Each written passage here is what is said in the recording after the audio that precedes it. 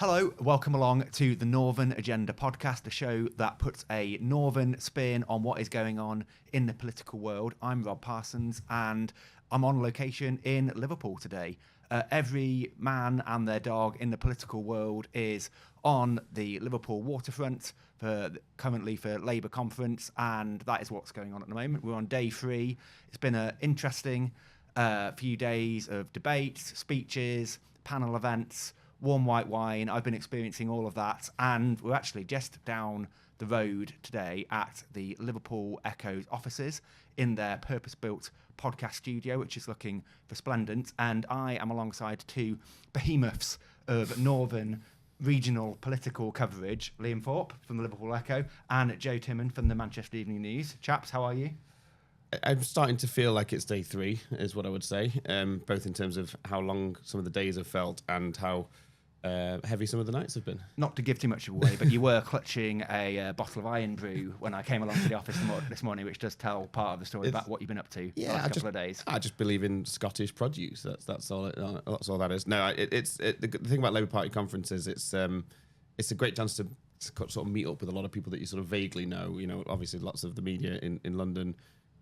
Whether it's politicians and others, so it's rude not to have a couple of beers as well along the way. Although my wife and my 2-year-old child are now starting to ask where the hell I've been, so I'll be quite glad when it's over. You might have some relationship rebuilding to do when you get back home later. Jo, what's conference been like for you so far? Yeah, like you said, it's good to bump into people. It's not been the late night bar schmoozing that's kept me up. It's actually the Irish pub underneath my hotel. Yeah, well, we're staying in the same hotel, and let's not name the hotel, but it is a perfectly good hotel, but its location is in the loudest part of Liverpool city centre. It's above an Irish bar, and it's surrounded by karaoke bars. I think anyone who knows Liverpool will know which bit we're talking about. My room, which I got into on Sunday, had 6 bunk beds in it, which I was quite surprised to see.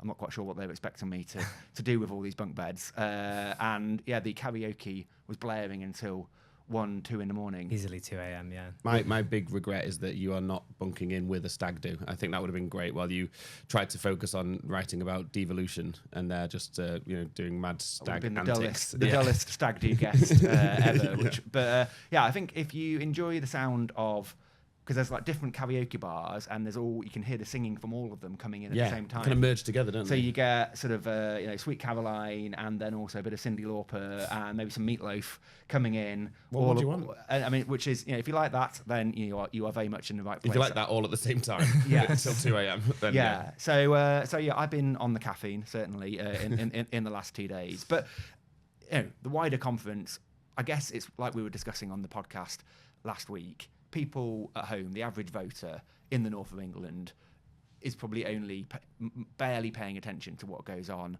at conference. I guess it's more important to the Labour activists, to the media, in terms of how they frame what the current story is with Labour, and for members who want to feel like there's some direction, some positivity to the party. So I mean, if you had one word to sum up what the Labour Party conference has been like so far, what word would you use? Flat. Right. I've found the vibe fairly flat. Not kind of mutinous or depressed. Or obviously the government is struggling massively. Keir Starmer is struggling massively in many ways. A part of me thought it would be a little bit more mutinous, but it's just a bit flat. The other word I would probably use, if I'm not stealing too, is corporate. It feels very corporate. Lots of sponsors around.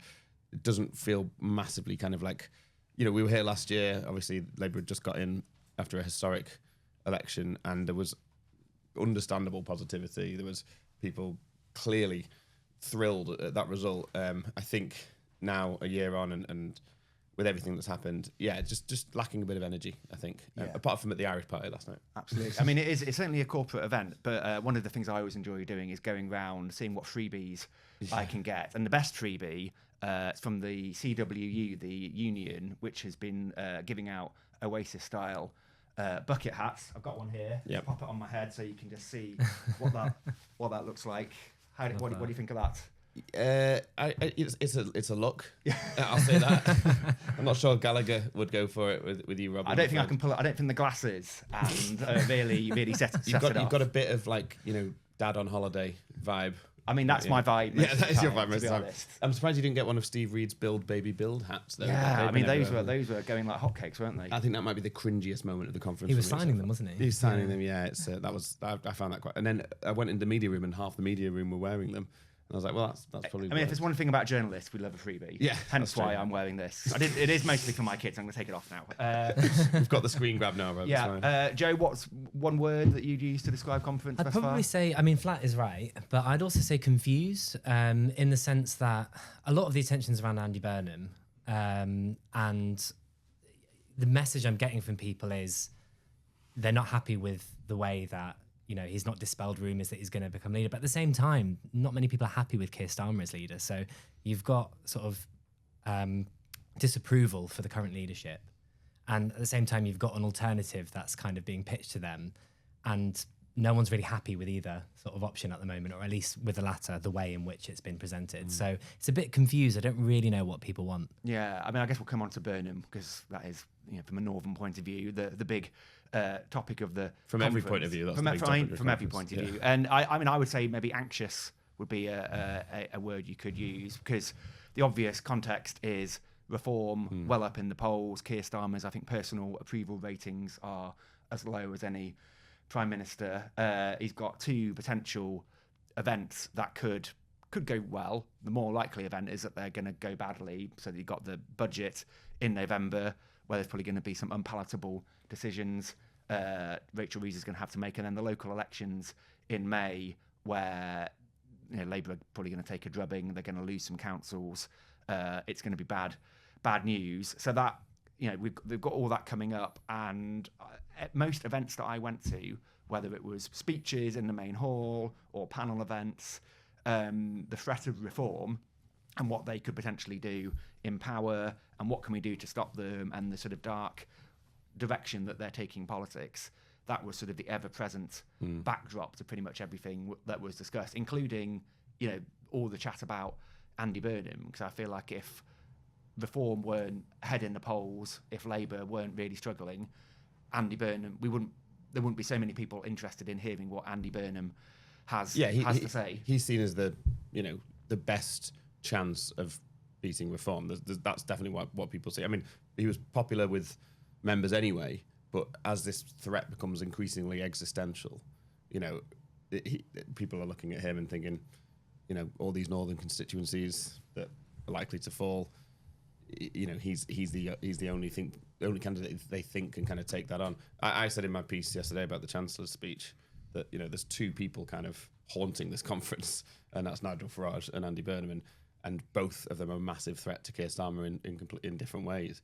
You know, it says a lot really about the kind of red on red war that's now developing, that, you know, Rachel Reeves really quite explicitly took a dig at Andy Burnham in her, you know, keynote conference speech, saying how there's nothing progressive in terms of adding a load of debt after Burnham's comments about the bond markets. And she said it even more explicitly in an interview on LBC, where she said he was sounding a bit like Liz Truss. I mean, Joe, you'll know this, that relations have never been great between Burnham and Downing Street, but they are now, you know, historically low. There was a period though, like immediately after Labour got in, where it looked like things were getting better. All the mayors got invited into Downing Street, didn't they? It was just before the election. It was when Sue Gray got involved.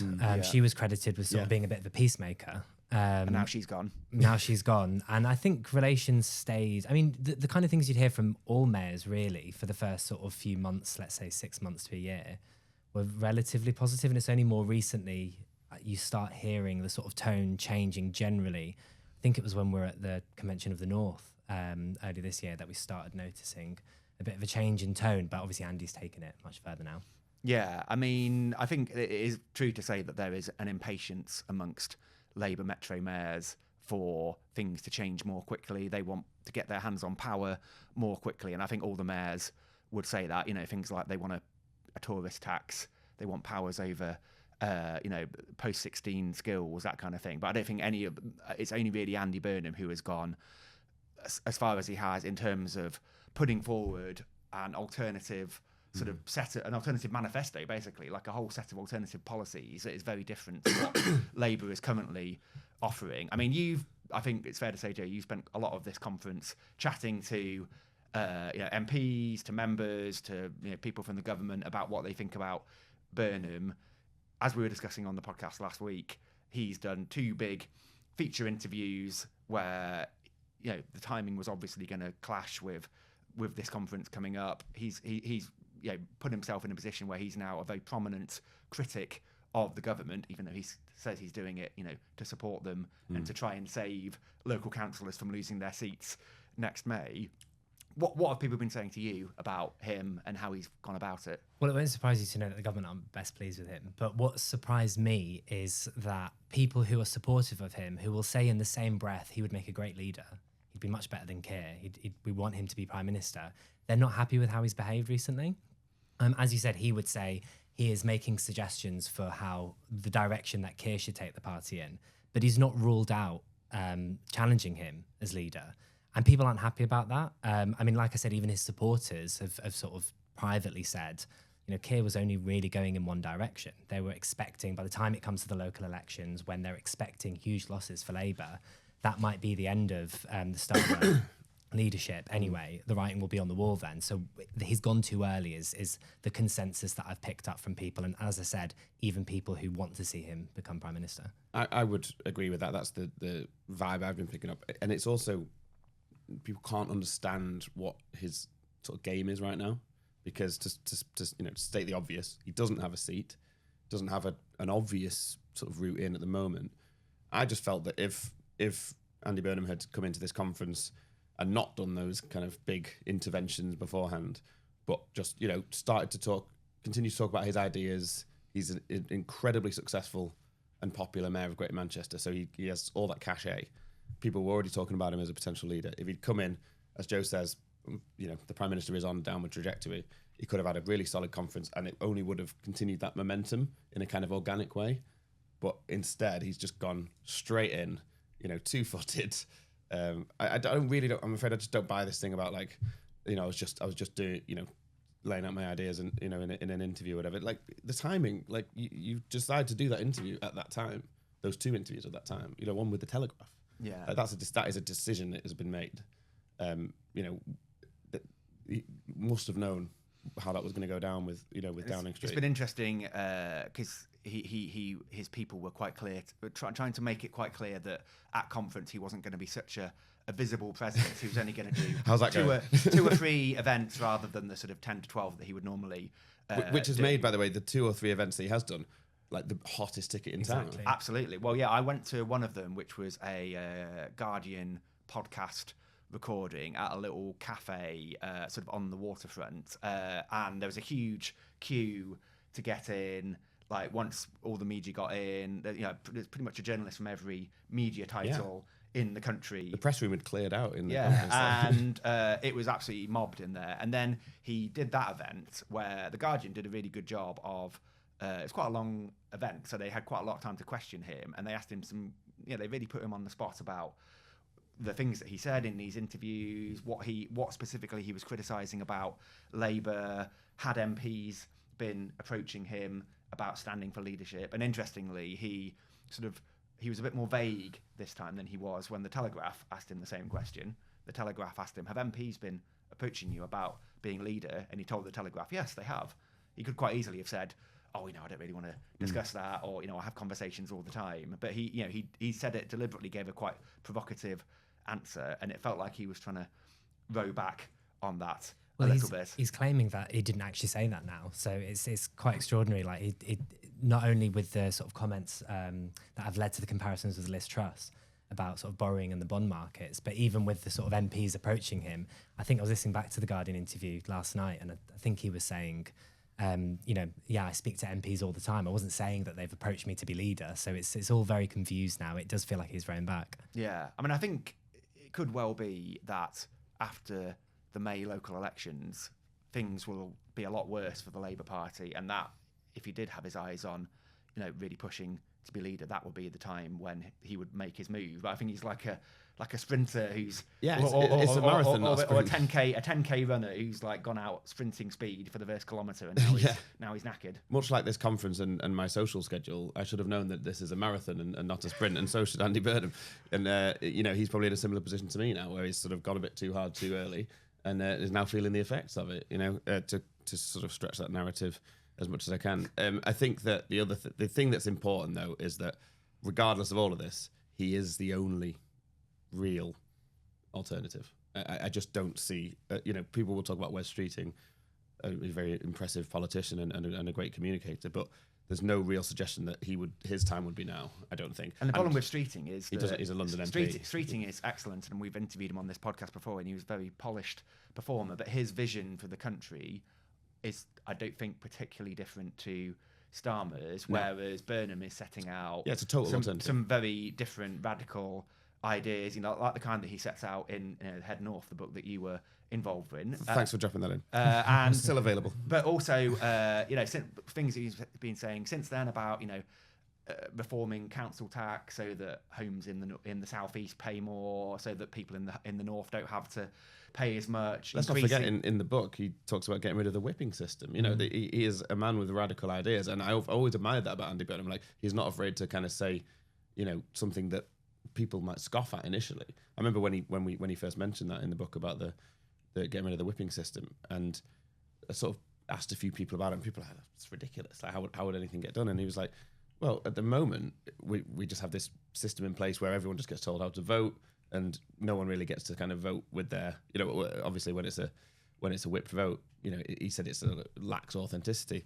And the more I read it, the more I thought, that's a really interesting idea, actually. And he was not afraid to put it out there. So you're right to say that, a current member of the government like Wes Streeting, who is an impressive politician, is going to be seen as Starmer light in many ways. Continuity Starmer. Yeah, you can't accuse Andy Burnham of that at all. And so while he may have gone a bit early, while he may have annoyed people, there isn't an obvious alternative other than him, and I think he's still got quite a good shot if he can find a way. And this is why I say I think it's confused, because people clearly aren't happy with the Starmer leadership. A lot of members are unhappy with it, and he is the clear front runner. So actually, you can see the thinking of sort of set your platform out before conference. This is an opportunity to talk about it.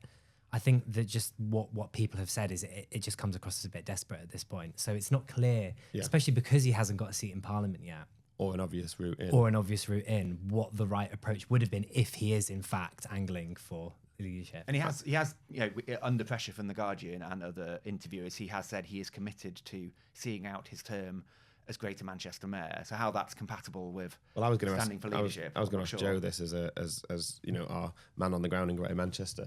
He's obviously very, very popular. You were reminding me before that he won all but one ward in Greater Manchester, which is extraordinary, actually, isn't it? You think how many of those there are and how disparate it is in terms of political allegiances and in views and stuff. Do you think it's going to upset voters in Greater Manchester who've only a year ago elected him in for a historic third term? Yeah, I mean, let's dwell on that statistic a little bit. Yeah, it's we're phenomenal. Talking about more than 200 council wards, not specific sort of council areas, but the wards within them. Yeah.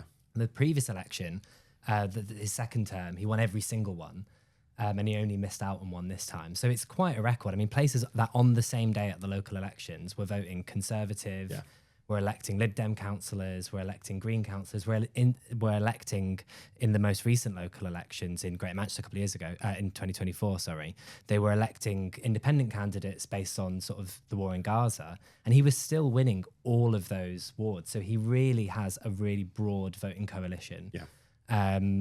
I personally think, and I think this has been confirmed by a lot of the people that my colleagues at the MEN have spoken to, we've been out sort of vox popping in Chadderton, I think last week. Not everyone is a supporter of him, but if you are a supporter of him and you think he's done a good job for Greater Manchester, and you think he stands up for Greater Manchester, why would you not want him in number 10? I don't think his behaviour is necessarily going to reflect badly from a voter's point of view. I think the danger is, and I can say I know that, some local leaders, some sort of party members locally as well, are concerned that this sort of souring of relationship that he's going to have, that is already had with number 10 and other government departments, is going to be a blocker in terms of getting investment and having that voice in Westminster. You could argue at the moment that his relationship with the Conservative government was better than his current relationship with the Labour government. Because number 10 is not going to want to do anything that that is too kind. He doesn't want to give does him too much of a favour. And if you look at things like Northern Powerhouse Rail, now I'm not saying this is true. I don't have any intel on it, but we're seeing that delayed again. Does that start to play into the thinking? Northern Powerhouse Rail is Burnham and Rotherham's thing.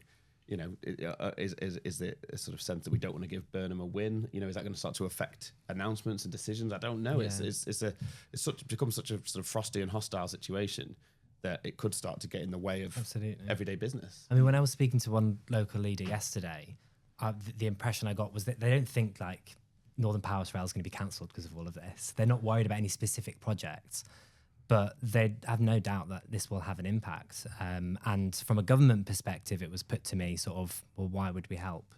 Why would we go out of our way to give, Andy Burnham what he wants in terms of even just like a timetable? I mean, Northern Powerhouse Rail, we've been waiting for months for an announcement on it. If he's not in a position now to call up number 10 and say, get a move on, why would they sort of stick to his deadline? And there's other things that Burnham is trying to do, like the Greater Manchester Baccalaureates, the scheme for a specific vocational technical education system in Greater Manchester that is different to the rest of the country, and kids in Greater Manchester will study a particular set of subjects that are relevant to that local economy. But that scheme does require some support from the government to make it work, and I think they're sort of testing it and trying to look through the whether it's feasible. But government people are going to think, well, why would we give you a win on this when you're just going to use it as ammunition against us? So it could have quite big ramifications, as you say. One thing that I found interesting is obviously Burnham is setting out quite I guess you'd call it a more progressive, sort of left-wing in many ways agenda for the country, whereas I think the direction of travel that we've seen from the big speeches amongst Labour cabinet members, particularly like Shabana Mahmood, the Home Secretary, is on things like immigration, moving closer to where reform is. Like after reform announced that they'd end indefinite leave to remain, Shabana Mahmood stood up and said that she is going to place limitations. Very strict limitations, by the way. I was kind of stunned by how severe. If those rules come in, like for example, making it a 10-year route rather than a 5-year route. Obviously no criminal record, never taken any benefits. These will be the strictest rules around indefinite leave to remain that we've ever had. And I find it kind of incongruous with Keir Starmer, who was in our office on Saturday and was asked about this and said that what Reform had proposed in terms of scrapping IDL was the darkest thing they'd ever come up with. It was shocking. It was awful. And it's like, well, you've sort of gone a little bit along the way towards it with what Shabana Mahmood kind of came out with yesterday. The journalists in the room were quite surprised by the severity of the restrictions that she talked about. And just purely as an electoral tactic, I'm struggling to see how effective it would be to sort of copy some of Reform's policies, but do it just in a sort of half-hearted way. Voters aren't going to give them any credit for that. If that's what they want to see happen in the country, they're going to vote for the real thing. Yeah, drink a full can of Coke rather than a Diet Coke. We both reached for the same metaphor there. But yeah, no, you're totally right. You don't really get anywhere being sort of an imitation of something. So either, I'm not advocating this because I'm really quite vehemently against what Reform have proposed, but you're totally right. It's like, if people who believe in that stuff, they're going to vote for Reform. So this is why so many people are saying to Labour now, stand up for what you believe in. Don't try to imitate someone else. And I think people like Burnham because they're like, he comes across as pretty authentic. Like he does, he's like got big ideas and he sticks to them. Labour, it just feels like they're just blowing in the wind. And whichever way Nigel Farage is going on one day, suddenly they'll start to copy that. Then they'll say he's gone too far and he's awful. And then I think people feel like the Keir Starmer project lacks a kind of coherent vision.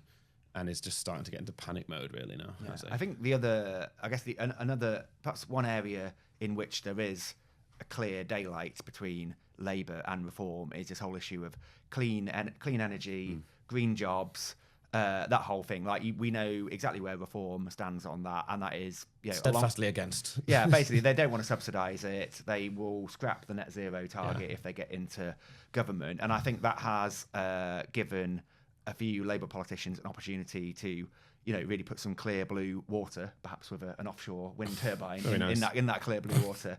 Or a barrage. Yes, indeed. Kim McGuinness, North East Mayor, has given a speech today and yesterday, basically setting out that if Reform get into government, she believes, or she is claiming, that 17,000 jobs will be lost in the clean energy sector in the North East. There's a lot of massive offshore wind sort of manufacturing centre in places like Port of Tyne and off the northeast coast, and if the Reform government comes in and ends the subsidies and basically disincentivises all that investment, she believes, or is saying, that those jobs could go. Say Reform say that is Project Fear, but I guess they would say that. They have before. Indeed. And another interesting event that I was at this week, the launch of the Labour Red Wall group that you were at as well, Joe. So obviously people know about the Red Wall. It's the sort of area, areas of the North and Midlands where, going back for decades, you would weigh Labour votes rather than counting them, until 2019, when a lot of these areas switched to the Conservatives.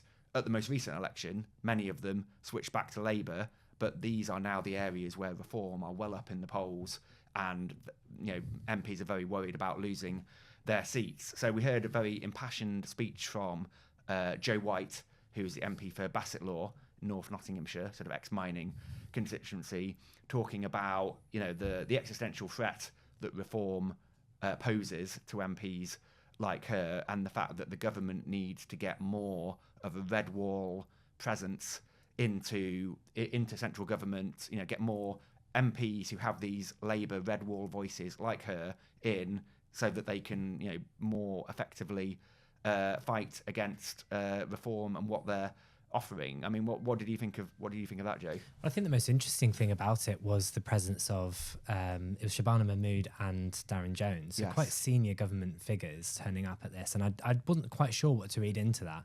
Is it sort of a signal that Number 10 is listening and cares about the red wall and recognises exactly what you said, that actually it's a key area in the fight for reform, the fight against reform? Is it anything more than a signal? Are they actually listening, or are they just sort of trying to show their faces? And there was sort of a very subtle link to the whole Burnham story there as well, where the host Joe White was saying that suggested that they're supportive of Keir Starmer, which felt like a direct acknowledgement of what's been going on. We're not just Red Wall MPs who are going to now back the King of the North. No, that was interesting. Let's move away from Burnham just briefly. May end up going back to him again. And just to say, we're recording this at 11 a.m.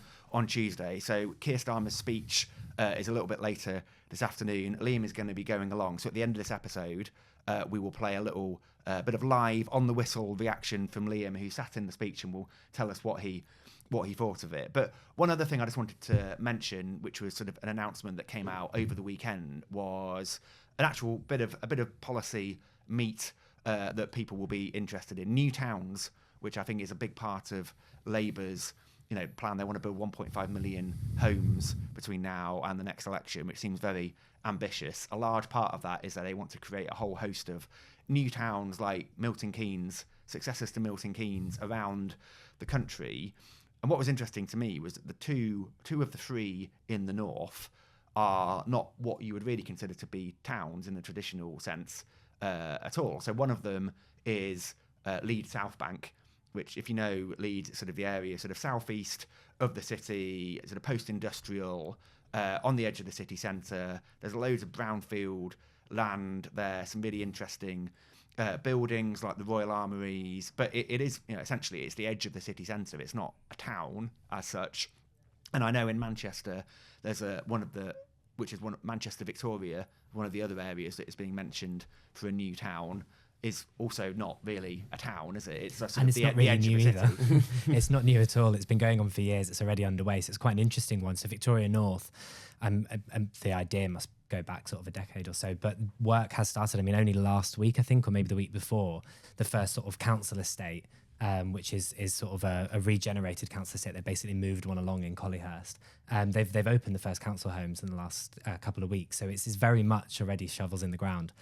So it's not really new and it's not really a town, but it is. But apart from that, it's I suppose it's an opportunity for both sides. So the way that the government will look at it is, this is some, and I'm surprised they've not made more of it, to be honest, because they spoke about, I think, Leeds and 2 other projects elsewhere as sort of the most promising projects that I wonder why.